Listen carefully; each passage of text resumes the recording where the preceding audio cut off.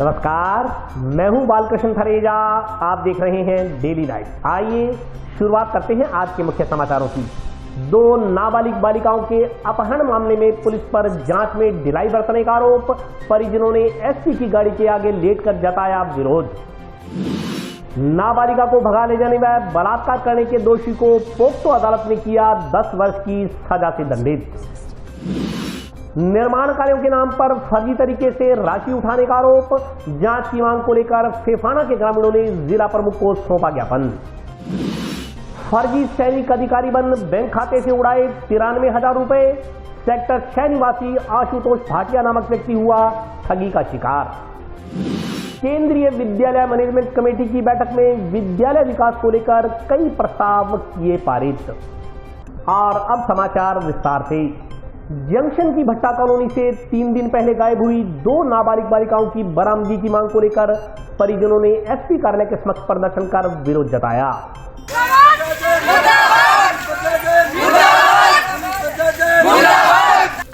Junction के ward number 15 भट्टा colony से 2 नाबालिग बालिकाएं 3 दिन से लापता हैं। दोनों नाबालिगाओं का गुरुवार को तीसरे दिन भी सुराग नहीं लग पाया। इस संदर्भ में बुधवार को ही जंक्शन पुलिस थाना में एक व्यक्ति के खिलाफ अपहरण के आरोप में मामला दर्ज हुआ था। उधर परिजनों ने पुलिस पर इस मामले में ढिलाई बरतने का आरोप लगाते हुए बुधवार को जंक्शन पुलिस थाना के सामने धरना प्रदर्शन किया। मामला संज्ञान में आने पर गुरुवार को बाल कल्याण समिति सदस्य प्रेमचंद शर्मा, विजय सिंह चौहान व सुमन सैनी ने दोनों नाबालिग बालिकाओं के परिजनों से मुलाकात कर मामले की जानकारी ली। इस दौरान परिजनों ने बताया कि उनकी 2 नाबालिग बेटियों को लापता हुए 3 दिन बीत चुके हैं। एक की आयु 17 वर्ष जबकि दूसरी की आयु 13 साल की है। दोनों बेटियां कपड़े लेकर आने की बात कहकर घर से गई थी, लेकिन इसके बाद से दोनों का कोई अता पता नहीं चल पाया। उन्होंने पुलिस थाना में मुकदमा दर्ज करवाया, लेकिन पुलिस ने अभी तक कोई कार्रवाई नहीं की है। परिजनों का आरोप था कि जब वे थाना गए तो थाना प्रभारी ने पुलिस कर्मियों को कहा कि इन्हें धक्के मारकर पुलिस थाना से बाहर निकाल दो, वे कोई कार्रवाई नहीं करेंगे। मजबूरी में उन्हें पुलिस थाना के सामने धरना लगाना पड़ा। परिजनों के अनुसार उन्होंने अमित नामक व्यक्ति पर दोनों बच्चों को कमल पुत्र नेमीचंद खटीक निवासी सेक्टर 12 के सहयोग से बहला फुसला कर भगा ले जाने के आरोप में मुकदमा दर्ज करवाया था। पुलिस ने कमल को पूछताछ के बाद छोड़ दिया। उसके खिलाफ पुलिस ने कोई कार्रवाई नहीं की। उन्होंने कहा कि उनकी कोई सुनवाई नहीं हो रही। इस दौरान पूर्व पार्षद रविंद्र बावरी ने कहा कि वे लापता दोनों बच्चों के परिजनों के साथ पुलिस थाने के चक्कर लगा रहे हैं। इसके बाद पुलिस ने बुधवार को मुकदमा दर्ज किया।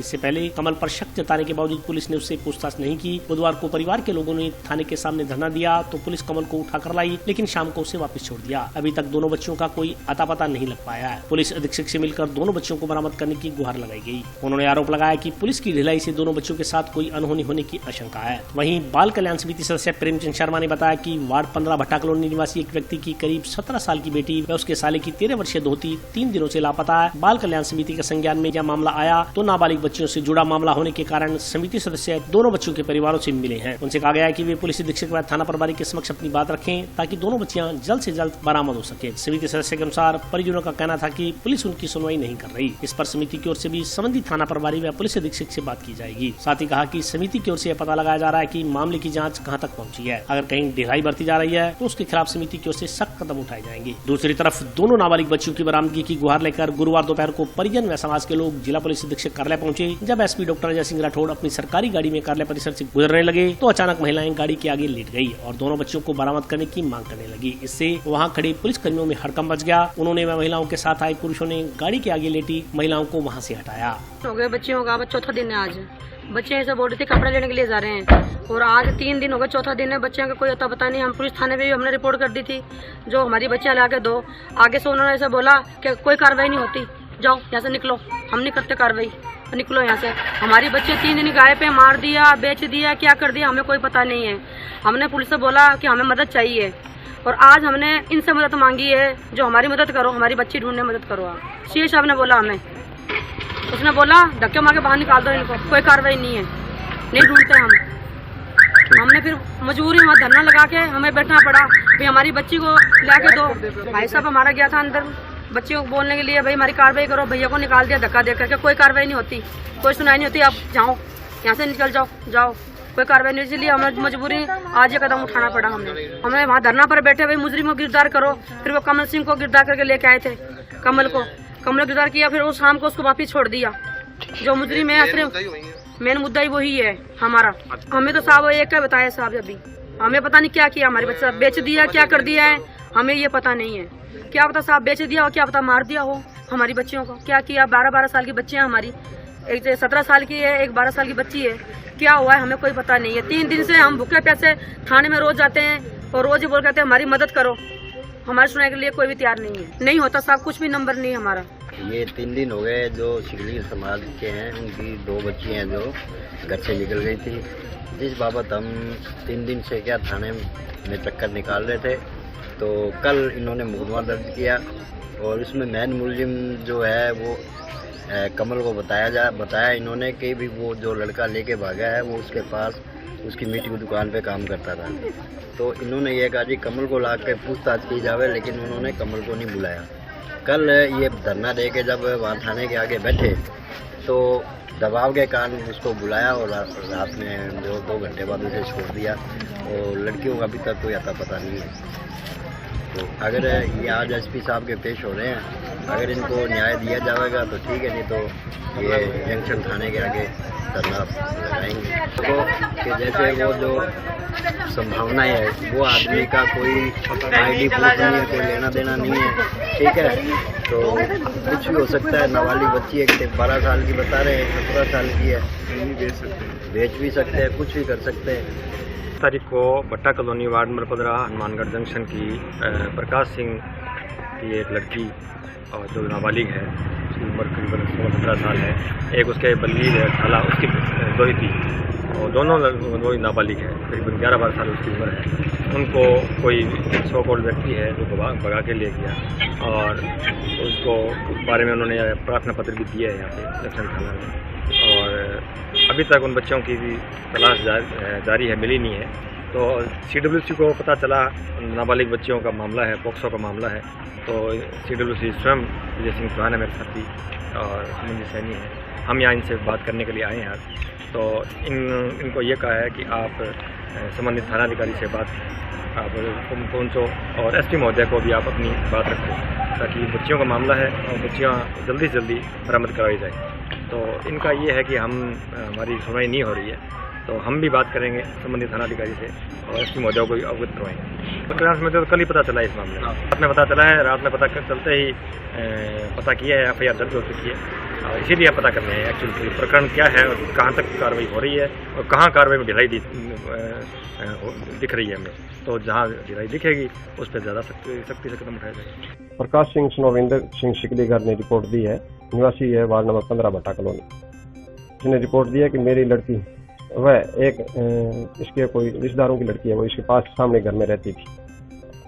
दोनों 22/3 को गायब हो गई, घर से बिना बताए चली गई। एक की उम्र करीब 17 साल है, वह दूसरी की 13 साल उम्र, जो अभी तक घर वापस नहीं आई है। मुकदमा कराया, मुकदमा दर्ज कर लिया गया, तलाश जारी है, प्रयास कर रहे हैं, लगातार प्रयास कर रहे हैं। नाबालिगा को बहला फुसला कर भगा ले जाने तथा उसके साथ बलात्कार करने का दोषी पाए जाने पर पोक्सो अदालत ने आज एक व्यक्ति को 10 वर्ष की सजा से दंडित किया है। पोक्सो अदालत के न्यायाधीश ने सरकार बनाम संदीप सेठी मामले में फैसला सुनाते हुए अभियुक्त को 10 साल की सजा तथा लगभग 1 लाख रुपए के आर्थिक दंड से दंडित किया। इस संदर्भ में जानकारी देते हुए विशिष्ट लोक अभियोजक विनोद डूडी ने बताया कि दिनांक 20/4/16 को पीड़िता के पिता ने रावसर थाना में मामला दर्ज करवाया कि अभियुक्त संदीप उर्फ सेठी उसकी पुत्री को बहला फुसला कर ले गया, घर में फसल बेचकर रखे हुए 95,000 रुपए भी लेकर फरार हो गया। इस दौरान पुलिस ने जब जाँच की तो पीड़िता ने अपने बयानों में बताया कि अभियुक्त उसे हनुमानगढ़ से अमृतसर ले गया और उसके बाद उसे हरिद्वार ले गया। इस दौरान अभियुक्त ने लड़की के साथ जबरदस्ती बलात्कार किया। इसी मामले में आज पोक्सो अदालत के न्यायाधीश मदन गोपाल आर्य ने निर्णय सुनाते हुए अभियुक्त को 10 साल की सजा तथा 1 लाख रुपए के आर्थिक दंड से दंडित किया। लोक अभियोजक श्री डूडी ने बताया कि इस मामले में 4 अन्य अभियुक्तों को साक्ष्य न्याय पाए जाने पर बरी कर दिया गया। आज हनुमानगढ़ पोक्सो न्यायालय ने सरकार बनाम संदीप उर्फ सेठी आदि मुकदमे के अंदर संदीप उर्फ सेठी को सजा सुनाई, जो इस प्रकार है। धारा 363 के अंतर्गत 3 वर्ष की सजा, 5,000 रुपये जुर्माना, अदम अदायगी की स्थिति में 6 मास का अतिरिक्त कारावास। 366 में 7 वर्ष की सजा, 50,000 रुपये जुर्माना। 368 में 3 वर्ष की सजा, 5,000 रुपये जुर्माना। 384 में 3 वर्ष की सजा, 5,000 रुपये जुर्माना। 450 में 3 वर्ष की सजा, 5,000 रुपये जुर्माना। 376 2I व 5L/6 पॉक्सो एक्ट में 10 वर्ष की सजा व 50,000 रुपये का जुर्माना, अदम अदायगी की स्थिति में 6 मास का अतिरिक्त कारावास भुगतना पड़ेगा। अभियोजन पक्ष ने इसमें 16 गवाह करवाए व 49 दस्तावेज प्रदर्शित करवाए। तथ्य मामले के इस प्रकार है, दिनांक 20/4/16 को परिवादी पिता पीड़िता ने रावतसर थाना में मुकदमा दर्ज करवाया कि संदीप उर्फ सेठी उसकी पुत्री को बहला फुसला कर ले गया है और 95,000 रुपये जो कि फसल बेच कर रखे थे वो भी घर से गायब थे। पीड़िता ने अपने बयानों में कहा कि वह उसे अमृतसर लेकर गया, जहाँ वहाँ से हरिद्वार लेकर गया। उसके घर में वह मार्बल का काम करता था और उसे बहला फुसला कर अमृतसर व हरिद्वार ले गया, जहां पर उसके साथ जबरदस्ती बलात्कार किया। इस मामले में माननीय विशिष्ट न्यायाधीश पॉक्सो प्रकरण श्री मदन गोपाल जी आर्य ने फैसला सुनाया। 4 मुलजिमान हैं, उनको बरी किया गया है क्योंकि उनके खिलाफ कोई अपराध साबित नहीं हो पाया। गांव फेफाना के ग्रामीणों ने निर्माण कार्यों के नाम पर फर्जी तरीके से उठाई गई राशि के मामले की जांच करवाने की मांग को लेकर जिला प्रमुख को ज्ञापन सौंपा। जिले की नौहर तहसील के गांव फेफाना के ग्रामीणों ने जिला प्रमुख को ज्ञापन देकर पंचायती राज विभाग के आधिकारिक पोर्टल पर दर्शाए गए कार्यों को झूठा बताते हुए जांच की मांग की है। ज्ञापन में कहा गया है कि पंचायती राज विभाग के आधिकारिक पोर्टल पर ग्राम फेफाना में करवाए गए निर्माण कार्य, विकास कार्य दर्शाए गए हैं। चूँकि यह पंचायत की आधिकारिक वेब पोर्टल है, इसलिए इस पर दिखाई जाने वाले समस्त जानकारी एवं तथ्य आरंभिक तौर पर सत्य ही माने जाते हैं, परंतु आम जनता की अनदेखी और राजकीय कार्यों की पेचीदगी के कारण कौन कौन से कार्य कब और कैसे किए जा रहे हैं, इससे आम जनता वाकिफ नहीं रहती। उन्होंने कहा कि वेब पोर्टल पर विभिन्न कार्य होना दर्शाए गए हैं, जबकि फेफाना में कभी इस प्रकार के कार्य करवाए ही नहीं गए। ज्ञापन में आरोप लगाया गया है कि संबंधित व्यक्ति सरकारी कोष का गबन कर रहे हैं। ज्ञापन में कहा गया कि फेफाना के वार्ड नंबर 1 से लेकर 8 तक पानी निकासी हेतु क्रॉसिंग बनाने की बात की गई है, जबकि धरातल पर इस प्रकार का कोई कार्य नहीं करवाया गया है। इसी प्रकार वार्ड नंबर 9 से 18 तक भी पानी निकासी हेतु गली में क्रॉसिंग बनाने की बात की गई है, जबकि ये भी वजूद में इस प्रकार का कोई कार्य नहीं हुआ है। इसके अलावा नथुराम गोदारा के घर से चिमनी भट्टा जोहर तक की तरफ आंतरिक सड़क बनाए जाने पर 5,80,000 रुपए का खर्च होना बताया गया है, जबकि यह कार्य बहुत पहले ही पूर्ण किया जा चुका है। ज्ञापन में कहा गया है कि इस प्रकार से ग्राम फेफाना में बहुत से कार्य होने दर्शाए गए हैं, परंतु धरातल पर कोई कार्य हुआ दिखाई नहीं देता। ज्ञापन में सार्वजनिक हित एवं राजकोष के दुरुपयोग का मामला मानते हुए इसकी गहनता से जांच करवाई जाने की मांग की गई है। हमारे वार्ड में जो है गली बन रही है, लेकिन उसमें हमें पूछा ही नहीं। किसी दूसरे वार्ड के पंच ने आके उसका लेवल दिया है, उसको नाली बनाई है, उसको ये पता नहीं कि उस वार्ड का पानी का बहाव किस तरफ है। हमें बिना पूछे, बिना हमें कुछ बताए वह सड़क बन रही है। हालांकि वह सड़क के जो है वो काफी ऊंची बनाई गई है और जो पीछे सड़क बनी फिर वो उससे ऊंची बनेगी, और जो बीच वाली सड़क है वो कम से कम 1.5 से 2 फुट नीचे रह जाएगी। तो फिर वो क्या, उसका क्या फायदा हुआ सड़क बनाने का? इससे पहले अच्छी थी जो पहले सड़क थी। उसके बाद सरपंच साहब को जो स्कूल के पीछे जो फिरनी है उसकी के लिए काफी बार हम अवगत कर चुके हैं कि उसमें लोग मृत पशु, कांच, बोतल, अपना घर का कूड़ा करकट सब कुछ डाल रहे हैं, लेकिन उसके बावजूद भी वहाँ पे कोई सुनाई नहीं हो रही है। और वो स्कूल की जो दीवार है वो पूरी तरह से उस कचरे की वजह से जर्जर हो चुकी है। वहाँ पे संस्कृत स्कूल जो क्लास लगती है उससे करीब 30 मीटर ही दूरी पे है, जो क्लास के अंदर बदबू आती है उस चीज़ की। इसलिए हमें इसी चीज़ के लिए अभी आए हैं। हमारे गांव की समस्या है कि ग्राम पंचायत प्रेजेंट में है, उन्होंने वो काम को दिखा रखे हैं ऑनलाइन पोर्टल पर, कई धरातल पे काम नहीं हुए हैं। इसकी पहले भी हमने ईमेल के थ्रू जिला परिषद साहब को अवगत कराया था। एक टीम गई थी पंचायत समिति नौर की तरफ से, उन्होंने ग्रामीणों की कोई सुनवाई नहीं की। इसमें मुख्य काम है, एक तो साफ सफाई के नाम पर उन्होंने 4,87,000 रुपये उठा रखे हैं। एक चिमनी भट्टा जोड़ा है उसमें 9,28,000 रुपये उठा रखे हैं, जिसकी कोई एक मट्टी नहीं निकाली गई है। और 60 में 2 कैनन की डालियाँ में पाइपलाइन डाली हुई है, लेकिन वो कागजों में धरातल पे कोई काम नहीं है उसका। उसके अलावा ग्राम पंचायत द्वारा जो पीछे अभियान था उसमें ग्रामीणों ने पट्टे बनाने के लिए आवेदन दिए थे, लेकिन अभी तक उनके पट्टे नहीं बने। और साथ में ग्राम पंचायत द्वारा अवैध कब्जे भी अपने पट्टे बनाए जा रहे हैं, जिससे कि जो गलियां वो बाधित हो गई है और घरों का लोगों से निकलना मुश्किल हो गया है।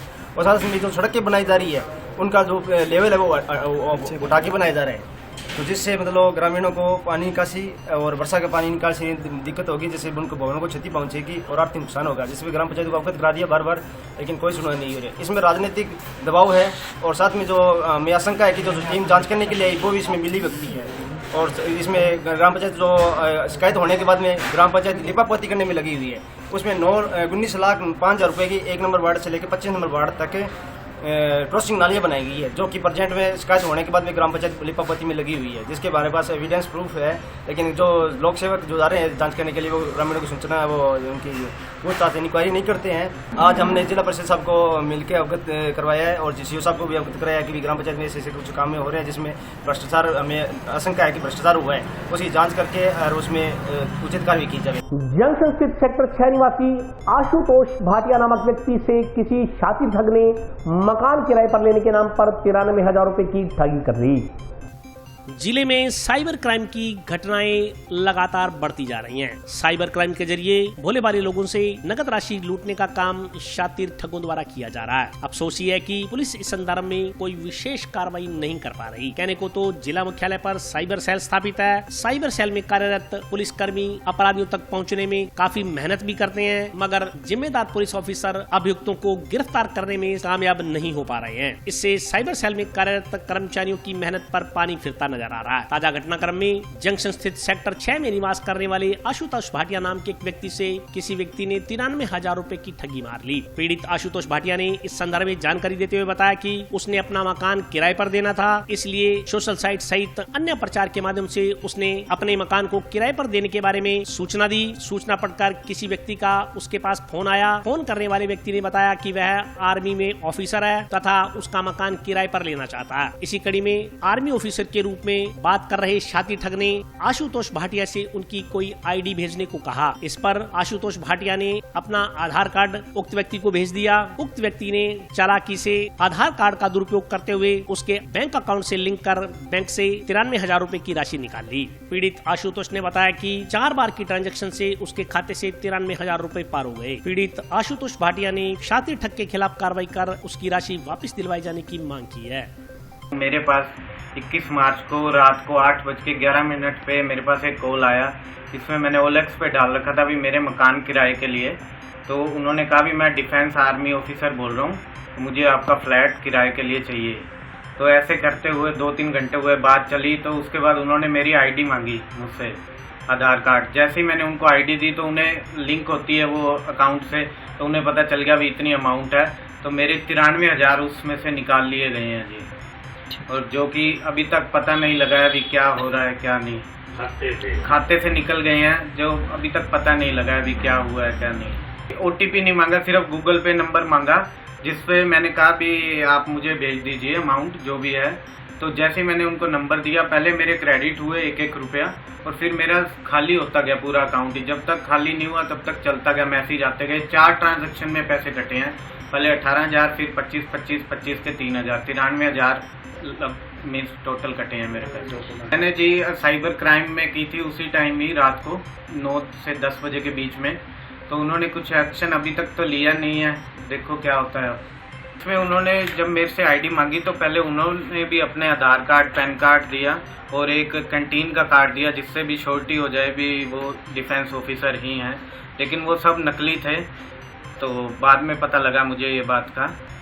और अभी वक्त ब्रेक का, हाजिर होता हूँ छोटे से ब्रेक के बाद।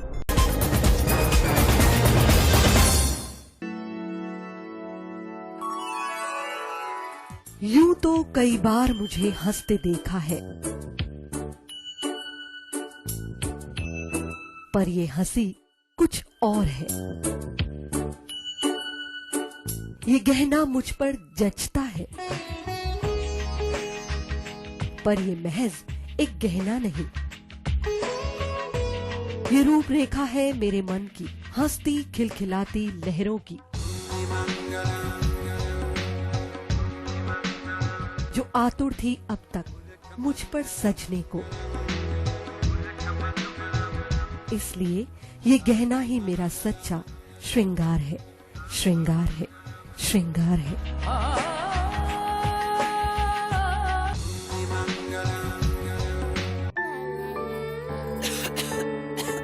दीदी ये देखो,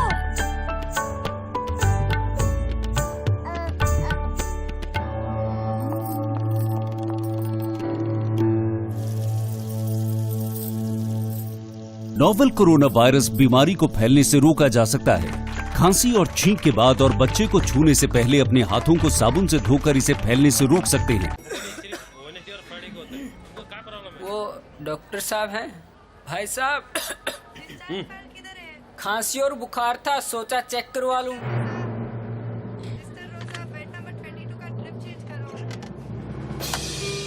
नोवेल कोरोना वायरस बीमारी को फैलने से रोका जा सकता है। बुखार के साथ खांसी और छींक होने पर तुरंत नजदीकी हेल्थ क्लिनिक या केंद्र जाएं। ब्रेक के बाद स्वागत है। आइए नजर डालते हैं अगले समाचारों पर। जिला पीसीपीएनडीटी प्रकोष्ठ की ओर से टाउन स्थित एक होटल में कार्यशाला का आयोजन किया गया। जिला पीसीपीएनडीटी प्रकोष्ठ की ओर से गुरुवार को टाउन स्थित एक होटल में पीसीपीएनडीटी अधिनियम 1994 पर एक दिवसीय कार्यशाला का आयोजन किया गया। कार्यशाला में मुख्य चिकित्सा एवं स्वास्थ्य अधिकारी doctor Navneet Sharma, ACMHO doctor पवन कुमार, डॉक्टर रविशंकर सहित चिकित्सा विभाग के अन्य अधिकारी व राजकीय निजी अल्ट्रासाउंड सेंटर संचालक मौजूद रहे। कार्यशाला में पीसीपीएनडीटी अधिनियम 1994 की बेहतरीन क्रियान्विति के लिए चर्चा की गयी। अल्ट्रासाउंड सेंटर संचालकों को बताया गया कि बेटी बचाओ बेटी पढ़ाओ अभियान पीसीपीएनडीटी अधिनियम 1994 की सफलता पर निर्भर करता है। पीसीपीएनडीटी अधिनियम 1994 के तहत सजा के प्रावधानों की जानकारी भी अल्ट्रासाउंड सेंटर संचालकों को दी गई। कार्यशाला में ऑनलाइन फार्म सावधानी पूर्वक चढ़ाने की बात भी कही गई। अधिकारियों ने कहा कि बेटियां तभी बचेंगी जब इस अधिनियम की सही तरीके से पालना होगी। जिला पीसीपीएनडीटी समन्वयक संदीप बिश्नोई ने अल्ट्रासाउंड सेंटर संचालकों से कहा कि वे राज्य सरकार की मंशानुसार इस अधिनियम की बेहतर तरीके से पालना करें ताकि बेटियां सुरक्षित रहें। उन्होंने बताया कि मुखबिर योजना के तहत राज्य सरकार की ओर से दी जाने वाली प्रोत्साहन राशि 2.5 लाख से बढ़ाकर 3 लाख रुपए कर दी गई है। साथ ही कहा कि प्रकोष्ठ की ओर से मुखबिर योजना के पोस्टर भी सभी अल्ट्रासाउंड सेंटरों पर चस्पा कर दिए गए हैं। आगामी माह में जिले के तहसील मुख्यालयों पर, बस स्टैंड, रेलवे स्टेशन सहित अन्य सार्वजनिक जगहों पर भी मुखबिर योजना के पोस्टर चस्पा कर इस योजना का अधिकाधिक प्रचार प्रसार किया जाएगा। कार्यशाला में पीसीपीएनडीटी अधिनियम 1994 से संबंधित पंपलेट और प्रचार सामग्री भी अल्ट्रासाउंड सेंटर संचालकों को वितरित की गई। इस दौरान अल्ट्रासाउंड सेंटर संचालकों ने भी उनके समक्ष आ रही समस्याओं से अधिकारियों को अवगत करवाया। अधिकारियों ने इन समस्याओं का समाधान करने के लिए आश्वस्त किया। सर, ये हमारे जो पीसीपीएनडीटी एक्ट है 1994 बस्तन गवर्नमेंट का, उसकी आज जो निजी अल्ट्रासाउंड और हमारे राज्य के अल्ट्रासाउंड सेंटर्स हैं, उस एक्ट की पालना के लिए बेहतरीन जो कार्यान्विति है, उसके लिए राजस्थान सरकार के आदेश थे कि इन सबकी बुला करके एक फॉर्मल मीटिंग करवाई जाए और इनको ओरिएंटेट किया जाए कि जो बेटी बचाओ बेटी पढ़ाओ अभियान है और पीसीपीएनडीटी एक्ट का जो कोरिलेशन है, वो अभियान जो है इस एक्ट की जो सफलता है उसी पर ही डिपेंड करता है। इसी एक्ट के अंतर्गत सजा का प्रावधान है, इसी एक्ट के अंतर्गत कार्रवाई की जाती है और ये बेटियां तभी बचेगी जब ये एक्ट बिल्कुल सही से जिले में पालना होगा। तो इसीलिए मैंने डॉक्टर्स को बुलाया है कि जो राजस्थान सरकार के जो मंशा है, जो नियम है, वो अच्छे से पालना हो और हमारी बेटियाँ जो है वो सुरक्षित। मुखबिर योजना की राशि 3 लाख रुपये कर दी गई है, जो पहले 2.5 लाख रुपये के बारे में हमने सभी को बता दिया है। और उसकी योजना की कंप्लेंट्स और जो प्रचार प्रसार सामग्री है वो भी हमने निजी सेंटरों को दे दी गई है और सभी निजी सेंटरों पर हमने पोस्टर्स भी चस्पा कर दिए हैं मुखबिर योजना के। और आगामी मंथ में हम जिले के सभी जो तहसील मुख्यालय और बड़ी जो बस स्टैंड, रेलवे स्टेशन है, वहाँ पर भी मुखबिर योजना के जो है पोस्टर्स और बैनर लगाएंगे और योजना का अधिकाधिक प्रचार करेंगे ताकि बेटियाँ जो है प्रदेश में सुरक्षित रह सकें। आज पीसीपीएनडीटी एक्ट के अंतर्गत ये कार्यशाला आयोजित की गई, जिसमें हमारे सभी सेंटर संचालकों ने पार्टिसिपेट किया। इसमें जो भी डिपार्टमेंट की तरफ से नई गाइडलाइंस जारी होती है उसके बारे में हमें जानकारी दी गई और हमें भी जो प्रैक्टिकल डिफिकल्टीज आ रही है उसके बारे में हमने बताया, डिपार्टमेंट ने उसको दूर करने का भरोसा दिलाया है। ऐसे कि ऑनलाइन जो फॉर्म ऐप चढ़ाते हैं उसमें ध्यान से चढ़ाएं, कम से कम गलती हो। एक सेंटर को 3 बार यदि गलती हो तो उसका करेक्शन कर दिया जाएगा। 3 बार सही करेक्ट करने की लिमिट तय की गई। आम आदमी पार्टी कार्यकर्ताओं ने मुख्यमंत्री को ज्ञापन प्रेषित कर ठेला चालकों को दिए जाने वाले ऋण की प्रक्रिया को सरल बनाने की मांग की है। आम आदमी पार्टी कार्यकर्ताओं ने अतिरिक्त कलेक्टर के माध्यम से मुख्यमंत्री को ज्ञापन प्रेषित कर इंदिरा गांधी शहरी क्रेडिट कार्ड योजना की शर्तों में संशोधन कर ऋण देने की प्रक्रिया सरल करने की मांग की है। ज्ञापन में कहा गया है कि इस योजना के तहत शहरी क्षेत्र के स्ट्रीट वेंडर्स, युवाओं तथा बेरोजगारों के हितार्थ नगर निकाय क्षेत्रों में निवास करने वाले असंगठित क्षेत्र के मजदूरों को 50,000 रूपए का ब्याज मुक्त ऋण उपलब्ध करवाया जाना था, जिसका उद्देश्य स्वरोजगार के लिए प्रोत्साहित करना था। ज्ञापन के अनुसार हनुमानगढ़ जिले के 6 निकायों में लगभग 15,000 से ज्यादा स्ट्रीट वेंडर्स पंजीकृत हैं। अकेले हनुमानगढ़ नगर परिषद में ही 4000 स्ट्रीट वेंडर पंजीकृत हैं। इनसे नगर परिषद ने पंजीकरण के समय 500 रूपए निर्धारित फीस के रूप में वसूल किया। इस योजना के तहत लगभग 3600 लोगों ने ऑनलाइन आवेदन किया है। इनसे ई मित्र संचालकों द्वारा 300 से 500 रूपए प्रति आवेदन वसूल किए गए। आज दिनांक तक विभिन्न बैंकों द्वारा 100 से कम लोगों को ऋण स्वीकृत किया गया है। ज्ञापन के अनुसार इस योजना में 3 अव्यवहारिक शर्तों को शामिल किया गया है, जिससे ऋण के लिए आवेदन करने वाले गरीब आवेदकों को परेशानियों का सामना करना पड़ रहा है। ज्ञापन के अनुसार निर्धारित प्रपत्र में रहननामा, ऋण वसूली हेतु चेकबुक, साथ में बैंक पासबुक, तीसरी शर्त में शहरी क्षेत्र में रहने का प्रमाण पत्र आदि मांगे गए हैं, जो कि तीनों ही शर्तें अव्यवहारिक हैं। इन शर्तों से लगता है कि यह कोई सरकारी योजना न होकर बल्कि किसी फाइनेंस कंपनी की योजना है। लगता है कि इस प्रकार की शर्तों से बेरोजगारों का शोषण करना प्रतीत हो रहा है। ज्ञापन के अनुसार इन्हीं शर्तों की आड़ में बैंकर्स द्वारा गारंटी के नाम पर मकान, दुकान, प्लॉट आदि का पट्टा रजिस्ट्री की मांग की जा रही है। ज्ञापन में कहा गया है कि यदि स्ट्रीट वेंडर्स के पास मकान, दुकान आदि ही होता तो उन्हें ऋण लेने की क्या आवश्यकता थी। ज्ञापन में ऋण दिए जाने की शर्तों का सरलीकरण किए जाने की मांग की गई है। इंदिरा गांधी शहरी क्रेडिट कार्ड योजना 2021 के तहत राजस्थान सरकार ने स्ट्रीट वेंडर्स के लिए 50,000 रुपये का लोन बिना ब्याज के देने का प्रावधान किया है। सरकार ने इसके लिए जमकर के प्रचार प्रसार किया है, परंतु दुर्भाग्य से लोगों को ये पता नहीं है कि इसमें 3 विशेष शर्तें जोड़ी गई है, जिनको लेकर के बैंकर्स जो है वो पैसा नहीं दे रहे हैं। पहली शर्त ये है कि आपको एक निर्धारित प्रपत्र में रहननामा देना होगा। दूसरी कंडीशन ये है कि आपको ऋण वसूली के लिए 18 ब्लैंक चेक देने होंगे हस्ताक्षर करके। और तीसरी कंडीशन ये है कि आपको शहरी क्षेत्र का होने का प्रमाण पत्र देना है।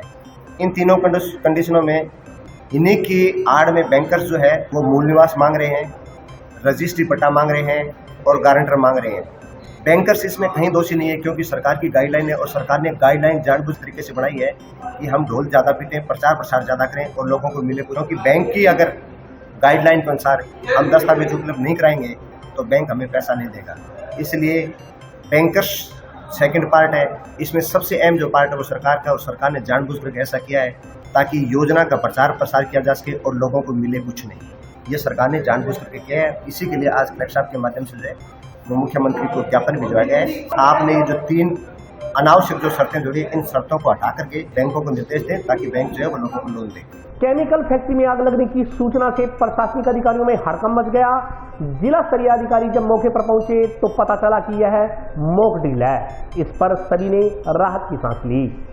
जंक्शन की रीको क्षेत्र स्थित केमिकल फैक्ट्री में आग लगने की सूचना से प्रशासनिक अधिकारियों में हड़कंप मच गया। आनंद फानन में जिला स्तरीय अधिकारी लवाजमे के साथ मौके पर पहुंचे तो पता चला कि यह मात्र मॉक ड्रिल है, तो सभी ने इस पर राहत की सांस ली। प्रशासनिक सिस्टम कितना सचेत है, यह जानने के लिए आपदा प्रबंधन की ओर से यह मॉक ड्रिल की गई। जानकारी के अनुसार गुरुवार दोपहर करीब 1 बजे कंट्रोल रूम के जरिए प्रशासन व पुलिस अधिकारियों के पास सूचना पहुंची कि जंक्शन में रीको इलाके में स्थित शिवम फैक्ट्री में आग लग गई है। सूचना मिलने पर जिला कलेक्टर, पुलिस अधीक्षक, एडिशनल एसपी, डीएसपी, टाउन थाना प्रभारी, सदर थाना प्रभारी सहित अन्य जिला स्तरीय अधिकारी मौके पर पहुंचे। लेकिन जब पता चला कि यह सिर्फ मॉक ड्रिल थी तो सभी ने राहत की सांस ली। सूचना मिलने पर सबसे पहले एएसपी जसाराम बोस व उसके बाद डीएसपी प्रशांत कौशिक मौके पर पहुंचे। फायर ब्रिगेड भी काफी देरी से पहुंची। इस मौके पर जिला कलेक्टर नजमल डिडेल ने बताया कि जिले में आंतरिक सुरक्षा योजना के पूर्वाभ्यास के तहत जिला मुख्यालय पर स्थित एक केमिकल फैक्ट्री में आग लगने की घटना की मॉक ड्रिल की गई। इसके तहत 1 बजे आग लगने की सूचना वायरल की गई। सूचना पर ambulance, fire brigade, PhD, PWD सहित अन्य विभागों के अधिकारी मौके पर पहुंचे।